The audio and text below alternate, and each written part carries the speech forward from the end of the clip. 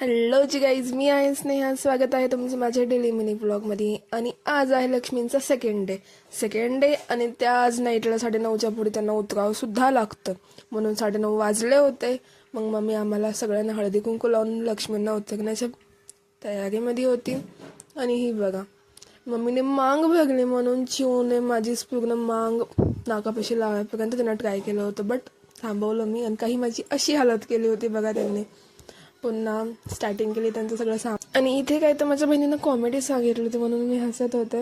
आणि next time पटकन या म्हटलं. वेगळं तर वाटतच होतं, पण मम्मी म्हणती लक्ष्मीना कधीही साड्यावरून पाठवत नसेल, म्हणून आम्ही हसी केली, मजा केली. माझ्या दोघी बहिणी बाबूला एंटरटेनमेंट करण्यासाठी मस्तपैकी डान्स करत होता बघा, गाणे ते लावून.